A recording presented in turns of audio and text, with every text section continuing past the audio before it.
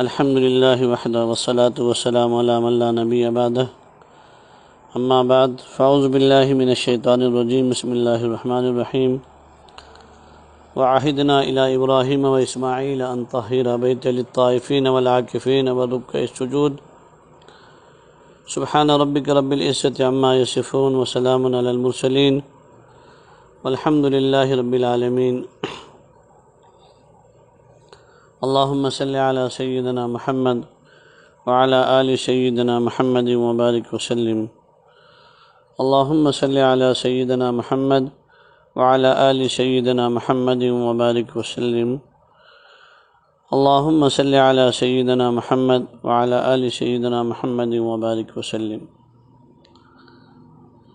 آج اس حدیث نے یہ مناسب سمجھا چونکہ آج سے ہی اعتکاف شروع ہونے والا ہے اور یہ آخری عشرات سے شروع ہوگا، تو اس نسبت سے چند باتیں اعتکاف کے تعلق سے آپ حضرات کے سامنے چند باتیں گوش گزار کرتا ہوں۔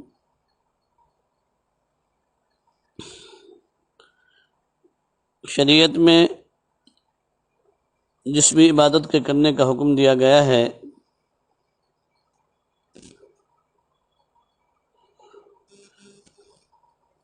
یا پھر جس عبادت کے کرنے پر اللہ رب العزت کی طرف سے انعامات یا حوصلہ افزائی کی گئی ہے، اس میں اللہ رب العزت نے بڑی حکمت و دانائی بھی رکھی ہے، اور اعتکاف بھی چونکہ ایک قسم کی عبادت ہے، اور اعتکاف کی حکمت یہ ہے کہ معتکف یعنی اعتکاف کرنے والا نماز باجماعت کا انتظار کرے اور خود کو فرشتوں کے مشابہ بنانے کی کوشش کرے، اور اللہ تبارک و تعالیٰ کا تقرب حاصل کرے۔ اعتکاف میں یعنی معتکف اللہ تبارک و تعالیٰ کا تقرب حاصل کرتا ہے، اور اللہ تبارک و تعالیٰ کے تقرب میں اپنے آپ کو بالکلیہ اللہ تعالیٰ کی عبادت کے سپرد کر دیتا ہے، اور نفس کو اس دنیا کے مشاغل سے انسان دور رکھتا ہے،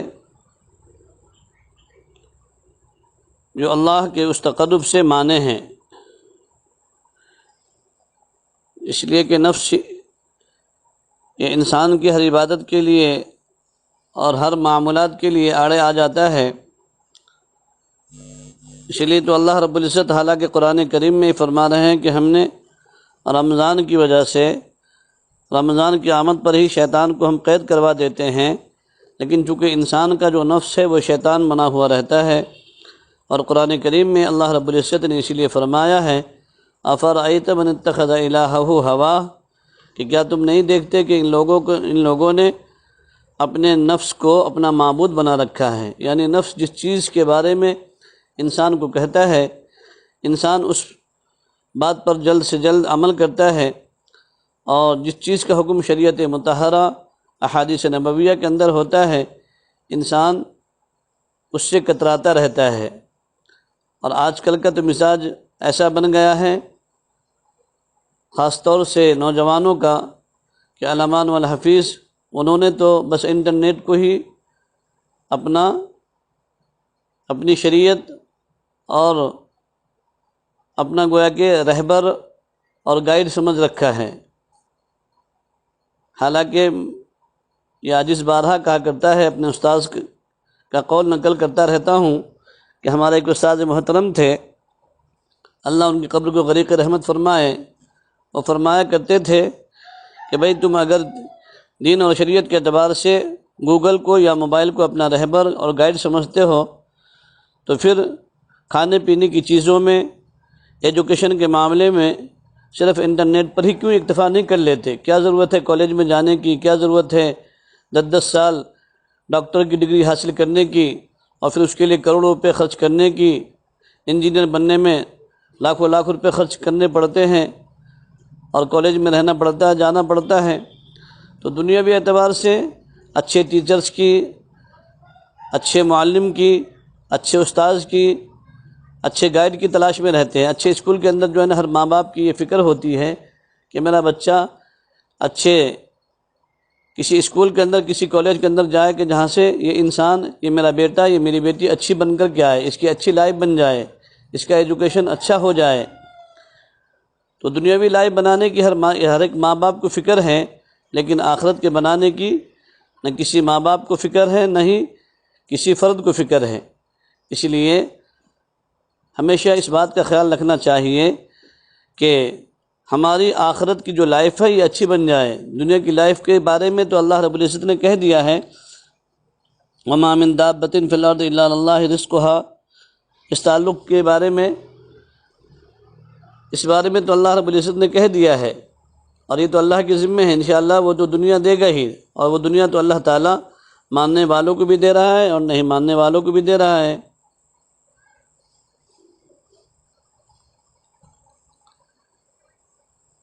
اس لیے آپ حضرات سے میری ادباً گزارش ہے کہ چاہے وہ معاملہ دنیا کا ہو اور خاص طور سے دین کا ہو، تو دین کے اعتبار سے ہمیشہ فکر مند رہیں کہ ہمارا کوئی بھی عمل بغیر کسی عالم کی رہبری کے نہ ہو سکے۔ ہم اپنے ہر معاملے کے اندر، چاہے دین کا ہو یا دنیا کا ہو، شادی بیاہ کا ہو یا منگنی کا ہو، جو بھی ہو، ہر معاملے میں ہم اپنے ایک کسی عالم سے رہبری حاصل کریں گے، اس کے بعد ہی اس پر عمل کریں گے۔ آج انسان ایک چھوٹا سا مکان بنانا چاہتا ہے تو اس کے لیے بھی اچھے انجینئر کی تلاش ہوتی ہے، اور اچھے جو ہے نا پھر اس کو کہ بھائی چھوٹی سی جگہ میں اچھا سے اچھا مکان کیسے بیٹھ جائے، اس بات کی فکر ہر ایک انسان کر لیتا ہے۔ لیکن جہاں ہمیشہ انسان کو رہنا ہے جس مکان کے اندر، اور وہ مکان ہمیشہ ہم سب کے لیے کیا ہے؟ قبر ہے۔ اس قبر کے بارے میں کوئی بھی انسان فکر مند نہیں ہوتا۔ اس لیے آپ ہر موڑ پر اس کو مقدم کریں کہ انشاءاللہ ہم آج کے بعد میں زندگی کا چاہے جو بھی مرحلہ ہوگا، جو بھی کام ہوں گے، ہم ان تمام مراحل کے اندر اپنے کسی ایک عالم کو اپنا رہبر، اپنا گائیڈ بنائیں گے، اور پھر اسی کے ساتھ ساتھ میں کسی شیخ کامل کی بھی رہبری میں انشاءاللہ ہم چلیں گے، تو اس سے انشاءاللہ ہماری دنیا بھی بن جائے گی اور ہماری آخرت بھی بنیں گی۔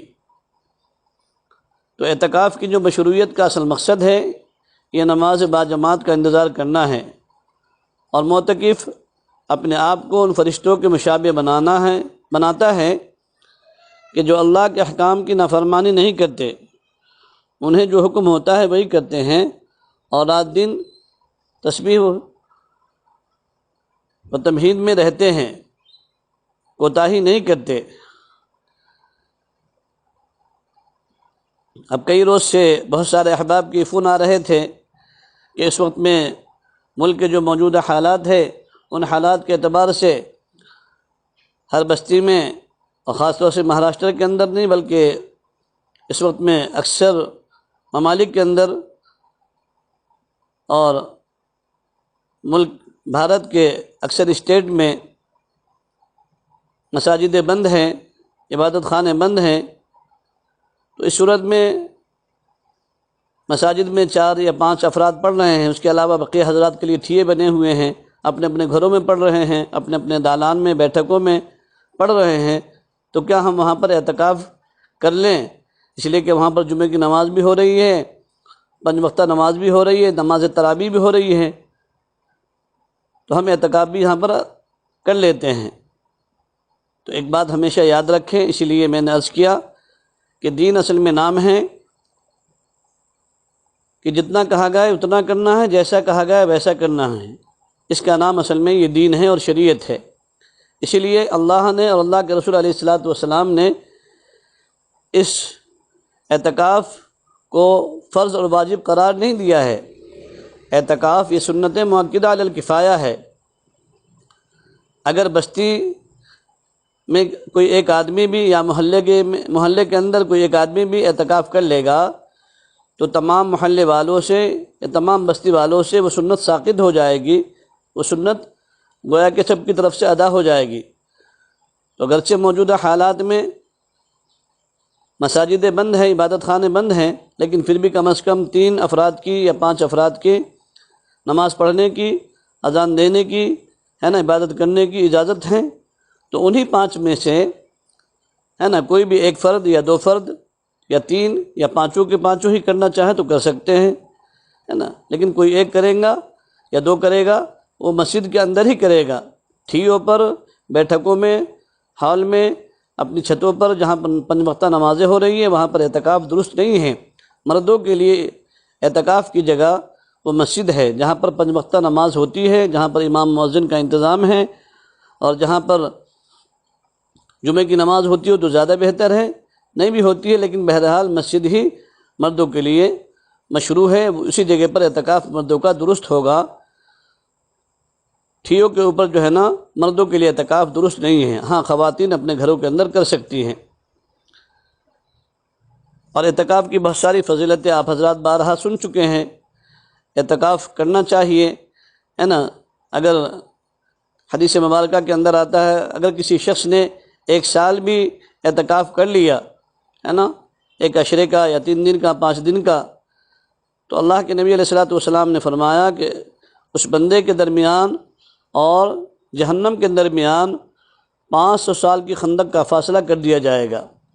اور چونکہ معتکف جب اعتکاف میں ہوتا ہے تو بہت سارے گناہوں سے وہ محفوظ ہو جاتا ہے، اور بہت سارے گناہوں سے بھی وہ محفوظ ہو جاتا ہے۔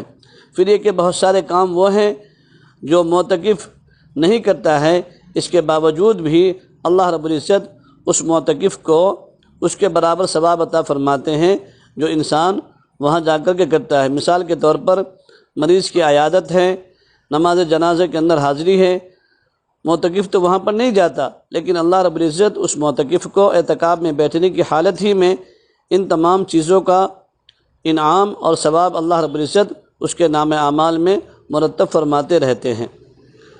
تو اعتکاف بہت اہمیت کا حامل ہے، اعتکاف کرنا چاہیے۔ خواتین بھی اپنے گھروں کے اندر اعتکاف کی عادت بنائیں اور اعتکاف کرنے والی بنیں، خاص طور سے اس وقت میں جو یہ وبائی امراض کا پورا ملک اور پوری ملت اس کی زد میں ہے۔ ایسے حالات میں تو ہر فرد کو چاہیے کہ ہر خواتین کو چاہیے کہ اپنے اپنے گھروں کے اندر اعتکاف کریں، اور مرد حضرات جتنے کی گنجائش اور اجازت اوپر سے پرمیشن ہے حکومت کی طرف سے، اس پرمیشن کے مطابق ہی اپنی اپنی مسجدوں کے اندر اعتکاف کریں۔ اور خاص طور سے اس اعتکاف کے دوران میں ایک تو استغفار کی کثرت، وہ بھی نستغفر اللہ نستغفر اللہ نستغفر اللہ، یعنی جمع کے صیغے کے ساتھ میں اس استغفار کی کثرت کریں، جتنا زیادہ سے زیادہ ہو سکے۔ روزانہ کم سے کم 300 سے 500 مرتبہ استغفار پڑھ لیا کریں، اور ایسے ہی درود پاک کی کثرت۔ علماء نے، مشائخ اکابر نے لکھا ہے کہ جب کوئی ایسی وبائی بیماری ملک ملت پر آ جائے، ایسی وبائی بیماری کے خاتمے کے لیے درود شریف کی کثرت اور استغفار کی کثرت، تو اس کی وجہ سے اللہ رب العزت ان وبائی امراض کو اس ملک سے اور ملت پر سے، انسانیت پر سے ہٹا لیتے ہیں۔ تو یہ 2 چیز، اور تیسری چیز ہے قرآن پاک کی تلاوت، اس کا اہتمام ہم زیادہ سے زیادہ کریں، اور پھر کم از کم روزانہ آدھا گھنٹہ یکسو ہو کر مناجات اور دعا میں لگا کریں۔ ہمارا وقت کم سے کم روزانہ دعا کے اندر آدھا گھنٹہ لگنا چاہیے، کم از کم آدھا گھنٹہ، پون گھنٹہ، جتنا زیادہ سے زیادہ ہو سکے ہم دعاؤں کا اہتمام کریں، اپنے لیے کریں، اپنے اہل خانہ کے لیے کریں، ملک ملت کے لیے کریں، ساری انسانیت کے لیے کریں، پورے عالم کے لیے کریں، پوری امت کے لیے کریں خصوصی طور پر۔ اور اس وبائی امراض کے خاتمے کے لیے اللہ رب العزت سے الہا و زاری کے ساتھ میں جب ہم انشاءاللہ اللہ رب العزت سے مانگیں گے تو اللہ کی ذات سے امید ہے کہ اللہ تبارک و تعالی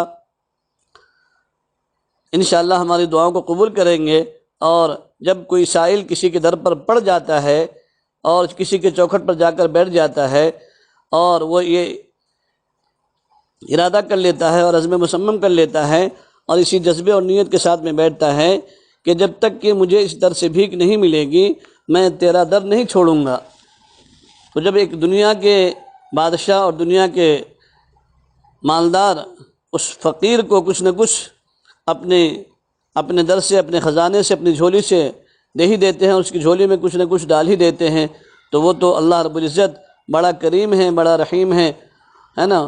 آپ نے فضائل اعمال کے اندر سنا ہے، تو شیخ نے لکھا ہے اللہ تبارک و تعالیٰ کی طرف سے تو یہ ندا لگتی ہے، تیرے کرم سے اے کریم کون سی شے ملی نہیں، جھولی ہی میری تنگ ہے تیرے یہاں کمی نہیں، ہے نا۔ ہم تو مائل بکرم ہیں کوئی سائل ہی نہیں، ہم تو مائل بکرم ہیں کوئی سائل ہی نہیں، راہ دکھلائیں کسے کوئی رہرو منزل ہی نہیں، ہے نا۔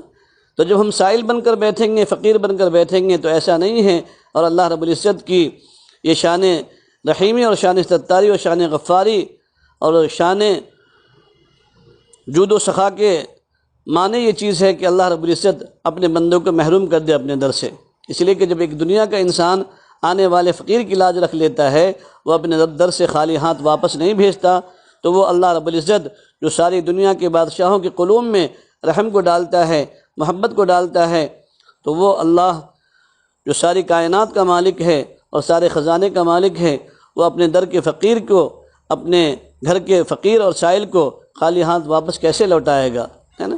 اس لیے تو حضرت شیخ نے لکھا ہے نا، وہ بھی الفت میں برابر ہے وفا ہو کہ جفا ہو، ہر چیز میں لذت ہے اگر دل میں مزہ ہو۔ جب ہم دل سے باری تعالیٰ کے سامنے الحاح و زاری کریں گے اور آہ و زاری کریں گے اور اللہ تبارک و تعالیٰ سے ہم فقیر اور سائل اور بھکاری بن کر کے مانگیں گے اپنے لیے، اپنے اہل خانہ کے لیے، آل و اولاد کے لیے، عزیز و اقارب کے لیے، رشتہ دار کے لیے، دوست و احباب کے لیے اور پوری امت کے لیے، اور خصوصی طور پر پوری امت کے لیے، اور پھر ساتھ ساتھ میں پوری انسانیت کے لیے اور ملک کے لیے، ملت کے لیے، تو انشاءاللہ اللہ رب العزت حالات کو بدل دیں گے اور اس وبائی امراض کو ہم سب سے انشاءاللہ اٹھا لیں گے۔ اور اسی کے ساتھ ساتھ میں جتنا ہو سکے کم از کم خواتین حضرات سے بھی یہ گزارش ہے کہ روزانہ چاہے 1 روپیہ ہی صحیح ہر فرد کی طرف سے، آپ کے گھر میں مثال کے طور پر 5 افراد ہے، زیادہ کی کوئی قید نہیں ہے، آپ سے جتنا ہو سکے اتنا ڈالیں، لیکن کم از کم ہر فرد کی طرف سے روزانہ 1 روپیہ صدقہ ڈالیں۔ انشاءاللہ اس صدقے کی وجہ سے بھی اللہ تبارک و تعالیٰ اس وبائی امراض کو اٹھا لیں گے، خاتمہ فرما دیں گے۔ اس لیے کہ نبی پاک صلی اللہ علیہ وسلم فرماتے ہیں کہ اپنی بیماریوں کو، مصیبتوں کو صدقے کے ذریعے سے ٹالا کرو، تو انشاءاللہ ہم جب صدقہ دیں گے تو انشاءاللہ اس سے بھی اللہ رب العزت کو رحم آئے گا، اور پھر جو ہے نا اللہ تبارک و تعالیٰ اس کو اٹھانے کے فیصلے فرمائیں گے۔ تو میری آپ حضرات سے، تمام ماں بہنوں سے اور تمام بھائیوں سے مؤدبانہ ادباً گزارش ہے، ریکویسٹ ہے، التماس ہے کہ آپ حضرات ان چیزوں کا اہتمام کریں۔ جو ماں بہنیں اعتکاف میں بیٹھ رہی ہیں ان کو بیٹھنا مبارک، جو بھائی حضرات جو ہمارے ساتھی اعتکاف میں بیٹھنا چاہتے ہیں، اللہ تبارک و تعالیٰ ان کے بیٹھنے کو بھی قبول فرمائیں اور ان کا بیٹھنا مبارک ہو، ہے نا۔ تو ان چیزوں کا انشاءاللہ ہم اہتمام کر لیں، اور دیکھیں یہ رمضان کی آخری 10 راتیں ہیں، ہے نا، بس ان راتوں کو ہم گوائیں نہیں، نہ دن کو نہ رات کو۔ میں نے کل بھی اپنے مشائخ کا رمضان، کہ ہمارے مشائخ کابرین کا رمضان کیسا گزرتا تھا اور کیسے ان کا رمضان، ان کی رمضان کی راتیں اور ان کے رمضان کے دن کیسے گزارا کرتے تھے، میں نے 2-3 واقعات اس سے پہلے بھی آپ حضرات کے سامنے عرض کیے ہیں، ہے نا۔ تو یہ رمضان کی آخری 10 راتوں میں روزانہ کم سے کم ہم 10 روپیہ صدقہ کرنے والے بنیں، اور ان 10 راتوں میں روزانہ کم از کم 4 رکعت نفل نماز پڑھ لیں، اس کا اہتمام۔ اور ان 10 راتوں میں روزانہ کم از کم آدھا پارہ، نہ زیادہ پڑھ سکتی ہیں خواتین، اور بعض مرتبہ بعض ہمارے بھائی تو روزانہ تو کم سے کم آدھا پارہ پڑھ ہی لیا کریں۔ پھر ان 10 راتوں میں جو بھی رات شب قدر ہوگی، اس رات میں ہر نیک عمل کا ثواب انشاءاللہ 83 سال 4 مہینے کے برابر ملے گا، ہے نا۔ اللہ تبارک و تعالیٰ ان 10 راتوں میں ہمیں بھی، آپ سب کو بھی خوب عبادت کا اہتمام کرنے کی توفیق نصیب فرمائیں۔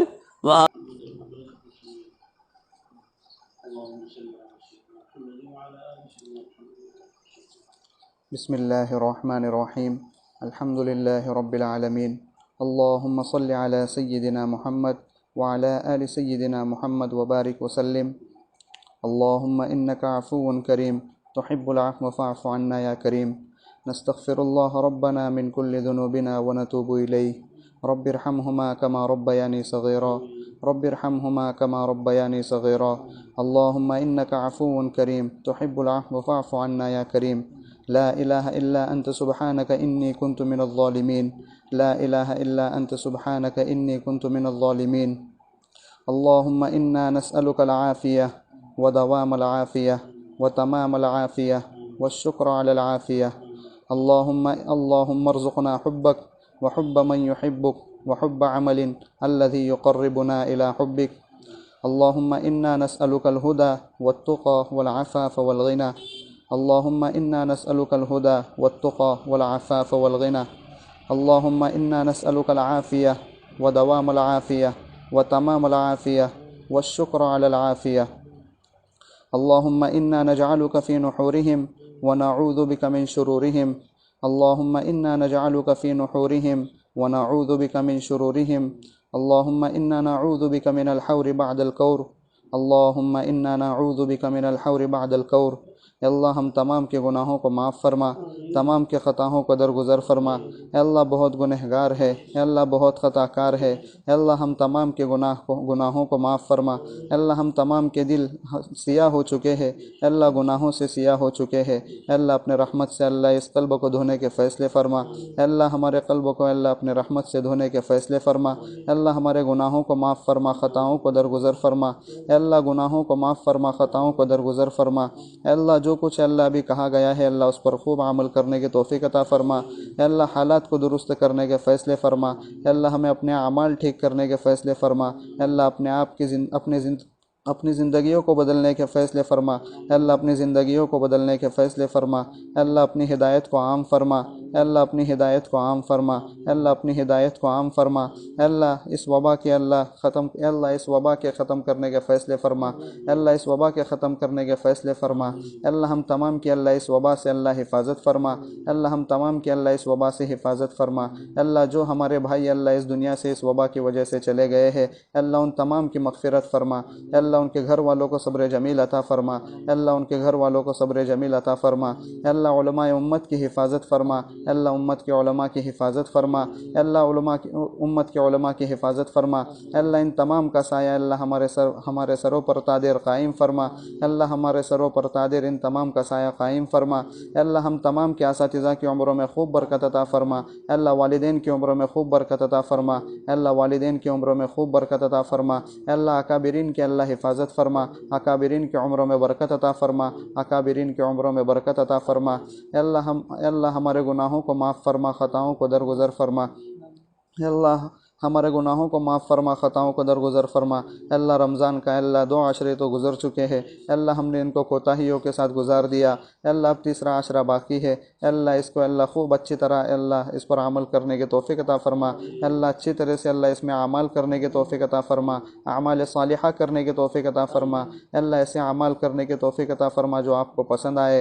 اے اللہ اعمال صالحہ کرنے کی توفیق عطا فرما۔ اے اللہ زیادہ سے زیادہ قرآن کریم کی تلاوت اور اذکار کی اللہ توفیق عطا فرما۔ اے اللہ اذکار کی اور تلاوت کی اللہ توفیق عطا فرما۔ اے اللہ اذکار کی اور تلاوت کی اللہ توفیق عطا فرما۔ اے اللہ اس کی قدر کرنے کی اللہ توفیق عطا فرما۔ اے اللہ اس کی قدر کی اللہ ہمیں توفیق عطا فرما۔ اے اللہ خوب اچھی طرح گزارنے کی اللہ توفیق عطا فرما۔ اے اللہ خوب اچھی طرح گزارنے کی توفیق عطا فرما۔ اے اللہ اس کا شکر گزاری کا اللہ ہمیں موقع عطا فرما۔ اے اللہ ان تمام چیزوں کی اللہ شکر گزاری کا اللہ ہمیں موقع عطا فرما۔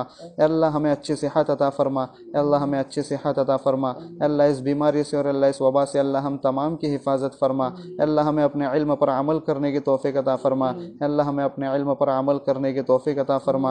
اے اللہ امت کے علماء کی حفاظت فرما۔ اے اللہ امت کے علماء کی حفاظت فرما۔ اے اللہ جتنے اکابرین اور جتنے علماء کرام اللہ اس وبا سے اللہ اس ایام میں اللہ اس دنیا سے جا چکے ہیں اللہ آپ کی رحمت میں آ چکے ہیں اللہ ان کے بال بال اور اللہ کروٹ کروٹ مغفرت فرما اللہ ان کی برکات کو اللہ عام فرما اللہ ان تمام کی برکات کو عام فرما اللہ ان تمام کی برکات کو عام فرما اللہ اس دنیا سے اللہ اس وبا کے ختم کرنے کے فیصلے فرما اللہ اس دنیا سے اللہ اس وبا کے ختم کرنے کے فیصلے فرما اللہ جو ہمارے بھائی اللہ آخر عشرے میں اعتکاف میں بیٹھنے والے ہیں اللہ ان تمام کی اللہ مغفرت فرما اللہ ان کے بیٹھنے کو قبول فرما اللہ ان تمام کے بیٹھنے کو قبول فرما اللہ ان تمام کے بیٹھنے میں اللہ ہمارا بھی حصہ نصیب فرما اور اللہ ان کی وجہ سے ہمیں بھی اچھے اعمال کرنے کی توفیق عطا فرما اللہ ہمارا بھی بیٹھنا آسان فرما اللہ ہم تمام کا جڑنا آسان فرما اللہ عمل صالحہ کا کرنا آسان فرما اللہ عمل صالحہ کی توفیق عطا فرما اللہ مرتے دم تک ان اعمال کو کرتے رہنے کی توفیق عطا فرما اللہ رمضان المبارک کی موت نصیب فرما اللہ ہم تمام کو رمضان المبارک کی موت نصیب فرما اللہ ہم تمام کو اللہ رمضان المبارک کی موت نصیب فرما اللہ ہم نے جو مانگا ہے اللہ وہ بھی عطا فرما اللہ جو مانگنے سے رہ گیا وہ بھی عطا فرما اللہم انا نسألک من خیر ما سألک منہ نبیک وحبیبک محمد صلی اللہ علیہ وسلم ونعوذ بک من شر ما استعاذ منہ نبیک وحبیبک محمد صلی اللہ علیہ وسلم وانت المستعان علیک البلاغ لا حول ولا قوة الا باللہ جزا اللہ عنا محمدا ما هو آلہ صلی اللہ علیہ وسلم سبحان ربک رب العزة عما یصفون وسلام علی المرسلین والحمد للہ